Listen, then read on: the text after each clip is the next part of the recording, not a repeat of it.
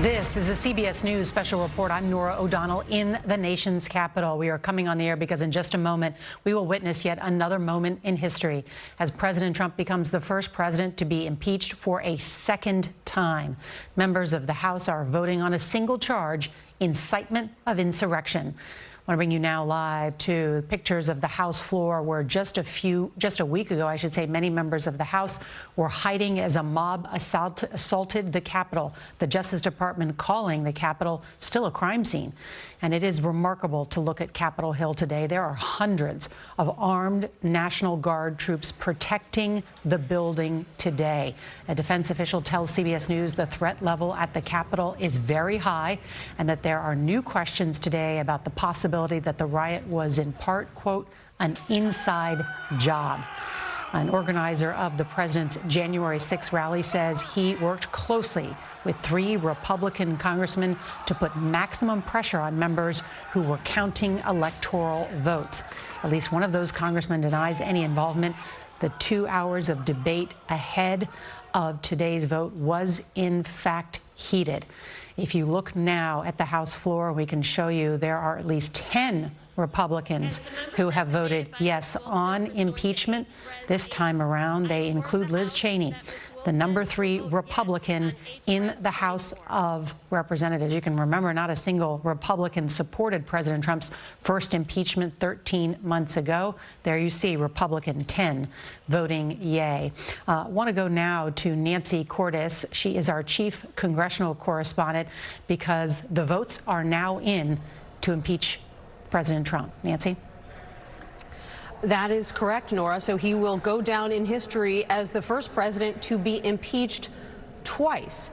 And the big difference between now and the last time that he was impeached 13 months ago by the House is that members of his own party have joined with all of the Democrats to declare that he has indeed committed an impeachable offense. 10 Republicans so far. There is a handful left to vote, but this is going to be a big blow to a president who in the past has managed to convince all of his House Republican members to stand by him.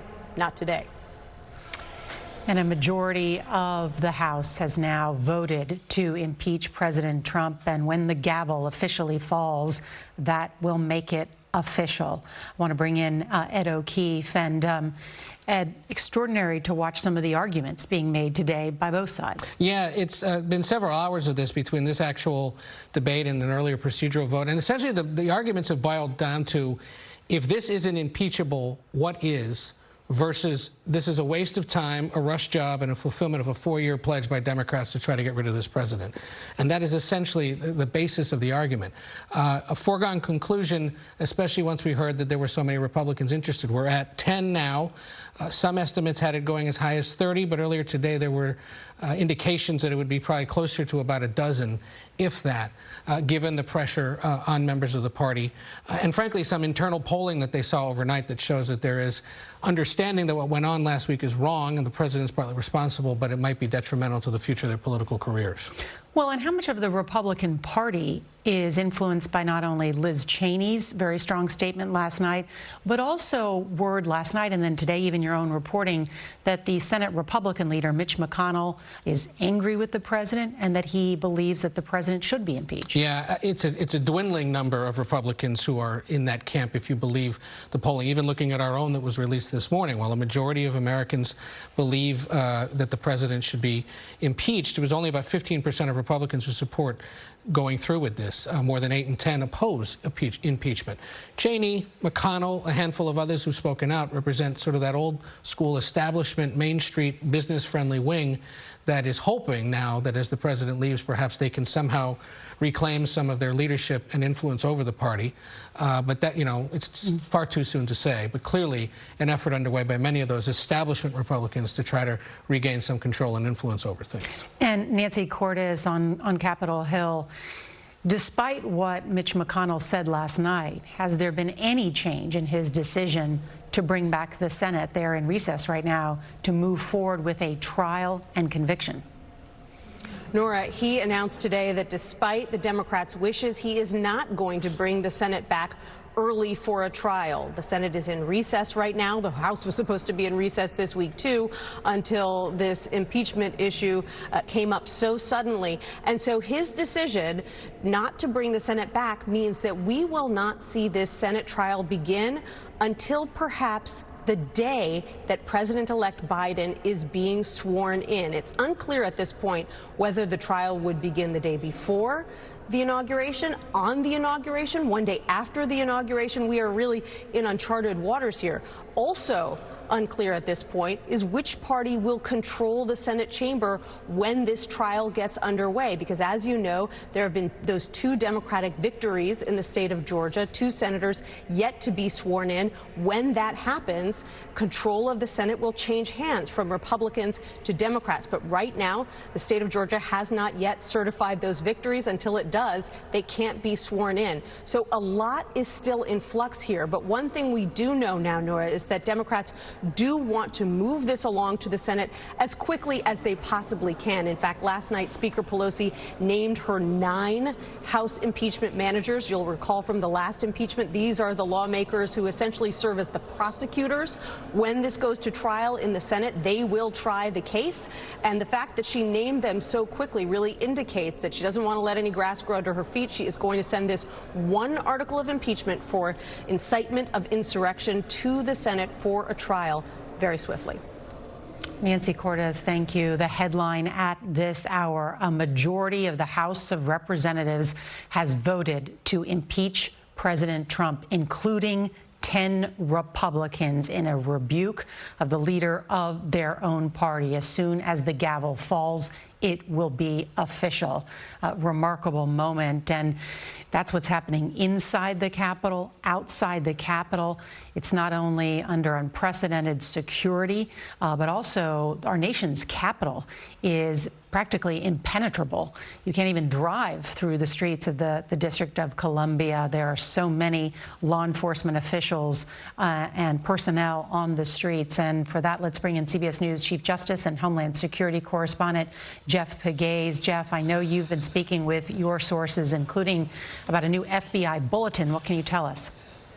Yeah, I love the way you describe the environment here, Norah, because that's exactly how it feels. I've been calling this over the last couple of hours Fort Capitol Hill, because you have National Guard all over this place, and you know what? They're armed.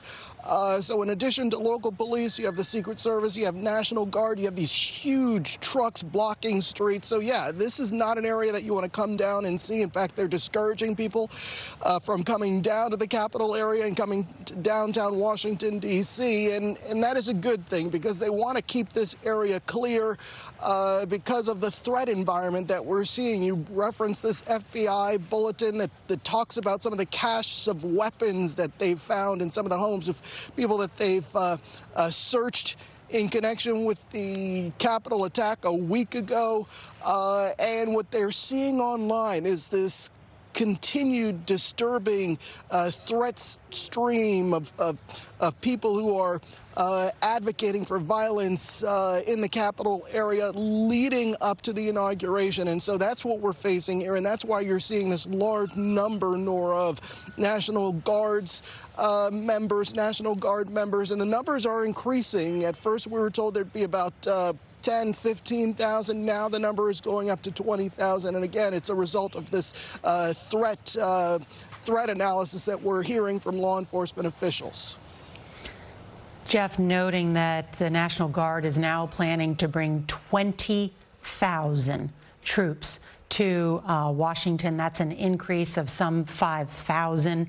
There are now more U.S. troops deployed to Capitol Hill than in Iraq or Afghanistan. In fact, it's in the multiples of the total numbers of troops deployed in those two countries. And also what we saw, you know, the military does not make this decision lightly to bring in the National Guard. And what they really don't make the decision lightly is to arm them. And what we saw are National Guard soldiers, which you have maybe if you've ever been in a hurricane or a terrible natural disaster, the National Guard is usually there to help. They are usually not heavily armed police force. That's not what they do. This is not my own opinion. This is based on all the conversations I've had with officials over the last couple of days. So to see Fort Capitol Hill, as Jeff Pegues just called it this morning, arming all these National Guard soldiers was quite remarkable. To see them sleeping in the halls of the Capitol last night with their guns, also quite a moment to just say what the threat picture is right now. Many of them staying the night, and they're, of course, trying to keep our nation's capital safe. And we should just note now, if you can see the House floor now, the Speaker of the House, Nancy Pelosi, has taken the chair there. So let's go back to our own Nancy Cordes to describe what's next. Nancy? Well, Norah, at this point, we're just waiting for 5 remaining House members to cast their votes. We're not sure what's taking them so long. Obviously, some House members these days are voting by proxy. They are not here in Washington because of the pandemic. They ask some of their fellow members to go up and vote on their behalf. And so these votes, which typically take 15 minutes, can stretch out to an hour because it takes so much longer to achieve the same thing that you could normally do in person quite quickly. But, you know, Norah, what happens next is Speaker Pelosi will obviously announce that the President of the United States has been impeached. She may hold a ceremony with her House impeachment managers later today, and then all eyes turn to the Senate, where 50 Democrats would need 17 Republicans to convict this president, not just impeach him, but convict him, which means that he could be removed from office if he's still in office at that point, which he likely won't be, and then to ensure that he can never run again for president. And so that is really an open question. You know, there's 50 Republican senators. 17 of them is a heavy lift when you're looking here at the House of Representatives, where you had 10 vote yes, 197 vote no. So the overwhelming majority voted no. Doesn't mean we'll see the exact same results in the Senate. Often we see Senate Republicans split from their more fiery House counterparts, but it is still a tall order. I think it'll make a big difference where the Senate Majority Leader, Mitch McConnell, comes down at the end of the day. I know from speaking to people who were in the room with him last Wednesday, as the Capitol was under attack, that he was furious, both that his beloved institution was coming under attack, all the destruction, all the devastation, the deaths of Capitol police officers who guard him and the other members of Congress every day, but also he was furious at the president for inciting this, not just with his words at that rally Wednesday morning, just before this invasion, but the things he's been saying for the last couple of months, denying that he lost, claiming he won in a landslide, claiming there was somehow massive fraud and that the election was rigged, which contributed to his supporters getting very angry, feeling like this election was stolen. Let's listen now to the Speaker of the House, Nancy Pelosi, as she is trying to bring the House to order. Of course, the House floor much larger because there are 535 members, 435. There's 100 members of the Senate. They all gathered together for that joint session, or for most of them when there is a State of the Union address. So it's much larger than the Senate floor, for instance. And what was, of course, described as the scene of the crime, the U.S. Capitol, by the Department of Justice just yesterday. Many of the members very scared by what happened last week, and to this day are scared about traveling back to the Capitol, as there are still numerous threats out there to some of their lives. And let me ask you about the political repercussions of this, Ed. Are there a number of Republican senators who may ultimately choose to convict the president, to sort of slam the door shut on the Trump era? We don't know yet. I mean, if you look at the ones who have publicly stated an openness to this process. On this vote, well, the let's listen to ayes the Speaker. are 232, the nays are 197. The resolution is adopted. Without objection, the motion to reconsider is laid upon the table. Congratulations. And as the gavel has fallen and the Speaker of the House announces the tally, President Trump becomes the only American president to be impeached twice, and twice in just 13 months. That is after only seeing impeachment twice in the century before. The chair announces that pursuant to Section 3A of House Resolution 41, the House Resolution 40 is hereby adopted. And their procedural matters continue in the House of Representatives. But I think we ought to just pause just for a moment about the historical significance of what we've just witnessed, Ed. I mean, what I've been dwelling on all day is it literally requires you writing textbooks. Because we've had, there was Andrew Johnson, there was Bill Clinton, there was Donald Trump. So you had 3 presidents who'd been impeached, 1 who'd resigned. But now you have to add this whole new section, a president who's been impeached twice.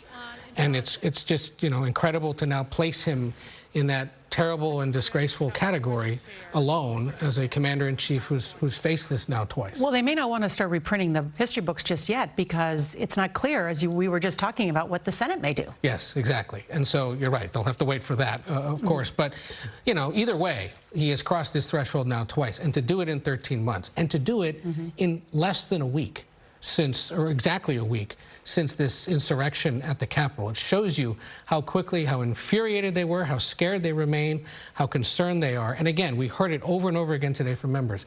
If this isn't impeachable, then what on earth could possibly be for a president? We should bring in CBS's Ben Tracy, who is at the White House. And Ben, you've covered this president.